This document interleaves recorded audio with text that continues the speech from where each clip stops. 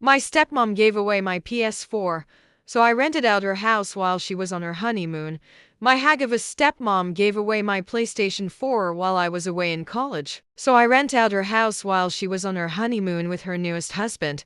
I have been reading lots of Reddit lately, especially entitled Parents, but made a new account when I came across this page. I never thought I'd actually try to contribute something. Until now, Reddit has just been my guilty morning coffee red.so. Here goes.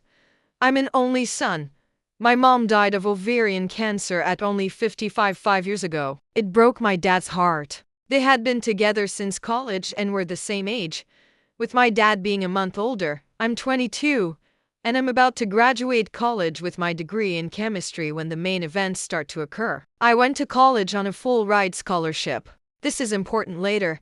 My dad met my now stepmom when she was my mom's nurse at the hospital where she spent her final days. My stepmom Grace played all the right notes to gain my dad's trust. She was empathetic to him, nurturing, comforting. After my mom passed, I was 17 and old enough to sense that she was just trying to weasel her way into getting my dad's resources, but it was up to my dad if he wanted to be in a relationship with her. I was in my final year of public school and had just won a scholarship to attend college out of the country the following year. My dad mourned my mom for a year, and that whole time Grace would check in on him by phone every month or so, in my opinion, to scope out the possibility of sinking her hooks in him. After a year passed, Grace took the gloves off and went hard after my dad. Grace was only 40 when she and my dad started seeing each other. I didn't like her, but at the same time, my dad at least didn't seem so depressed anymore. So I tried to be less pessimistic about her and give her the benefit of the doubt. In my gut, I didn't trust her though.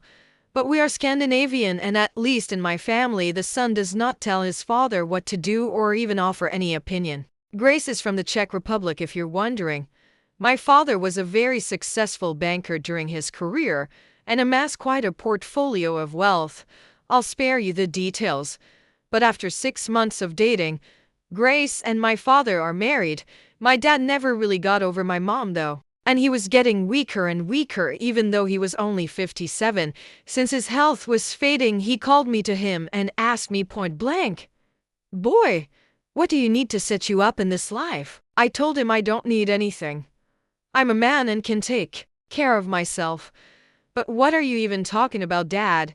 You're going to be around for decades yet. I did remind him that he had living sisters with children, my aunts and cousins. I also reminded him that I had a full scholarship to college, so don't worry about giving me any cash. He was dead only a year later at 59. I of course have seen lots of Hollywood movies, so I consider the conspiracy theory that maybe my dad's nurse wife poisoned him and made him sign over all his money to her. But I really honestly do not think that's what happened. Other relatives didn't like Grace either, but they knew my dad was totally in love with my mom and that her death utterly broke him.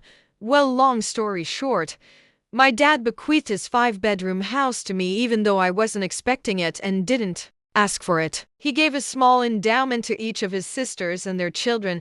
He left about 80% of all his existing money to Grace, which amounted to several hundreds of thousands of dollars. My dad ignored me because he's generous to a fault and still gave me several tens of thousands of dollars, which were of course very useful to me. Grace tried to put on a friendly front, but I could tell she was angry as hell that she didn't get my dad's house too. That belonged to me, and I had the legal papers to prove it. She was especially mad because we live in an extremely upscale and trendy location, and houses are hard to come by and easily sold for massive profit. During the first few months after my dad's death, I had the nauseating, creepy experience of knowing that Grace was trying to feel me out to see if I might be into a little relationship with her. Gross.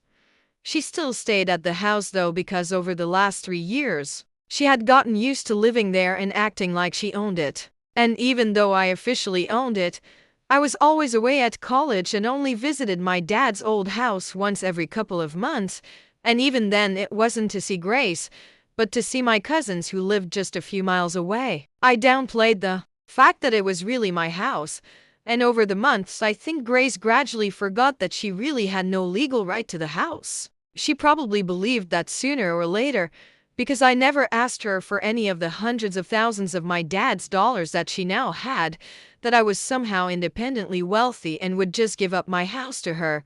I knew I'd eventually hydrogen bomb this Chi when she started dating some new guy only 5 months after my dad was in the ground. And one time when I came home from college after graduating, she and her new boyfriend, some sleazy-looking D-bag named Ivan who was only a few years older than me, were acting like I was a guest in my own house and that they owned it. I played along. Grace told me she gave away my PlayStation 4 to Ivan's cousin because I'm too old to play with video games. I don't even know this mother of cur, and you give him my SFOwer to give away to some other shti who I also don't know. I quickly changed all my network passwords that same day. I smiled, but I knew what I had to do eventually. She also said that she and Ivan were getting married because I just can't mourn your father forever. I have to move on with life. I tell her that I graduated college and already secured employment with a local firm and will soon find a new place to live. She looks thrilled, especially the part where it looks like I'll soon have a new place to live. Then in a patronizing way she tells me, "You always have a place in our house though. You are welcome to stay whenever you please." Thanks, Grace. Really generous of you. What I really say is that I will probably have a new place in 3 months. She says that is wonderful because she intends to go to her homeland to have a wedding with Ivan and afterward have her honeymoon. She assures me it's a local affair, otherwise I'd invite you, honey. And anyway, I know you're so busy. I congratulate her. She asks me if I can watch the house for her. Watch my own house? Sure. What I really say is, of course I will take care of the house. I am careful to not say your house. She and her D-bag fiancé, who I am 100% sure is only there for Grace's money, go on their trip, and I immediately put out advertisements in rental websites offering to lease my house. I hire movers and have all of Grace's furniture and possessions boxed up and put into a storage rental facility. I retain all of my parents' furniture that they had before my dad met Grace. Locks changed, all of them, within days. I am inundated with dozens of inquiries regarding my amazing, furnished house with fantastic views. I rent it to a wonderful young family, a barrister and his schoolteacher wife and their 2 preteen children. They pay me their first and last month's rent and sign a lease for a year. I warn them about my crazy stepmom who thinks this is her house, but I present them with contact information to my lawyer, the same lawyer my dad retained in case they need any assurance that I'm on the level. I also give my lawyer the information about the storage facility, including the fact that I generously paid 4 months of storage in advance, which is a whole month longer than Grace's Czech honeymoon adventure. I then found a great apartment in the city near my new place of work. There I met a woman in a restaurant I frequent at night after a long workday. We have been dating 6 months now and are engaged to be married. Grace, of course, tried to shriek and cause trouble when she realized she got kicked out of my house. But my lawyer quickly shut her mouth without my having to ever speak to her garbage face again. From what I hear, her and her trash husband left the country, and I assume they're blowing through my dad's money and will soon be broke like chavs usually become when they taste a little bit of what they think is the good life. So maybe Grace will go and try to exploit some other lonely man into giving her his money.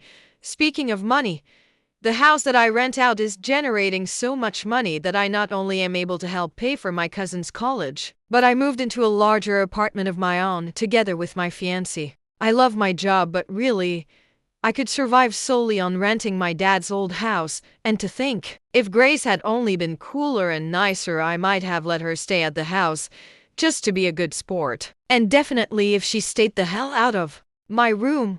But no, she had to act all proprietary, so I had to make her homeless as a wedding gift. Postscript. I bought another PS4, even though I didn't even use my old one that much. It didn't matter. It wasn't for Grace to give away. You don't give away other people's things. You give away your own things, which is why I chose to kick Grace out of my house. Because it's mine, and I decide who stays there.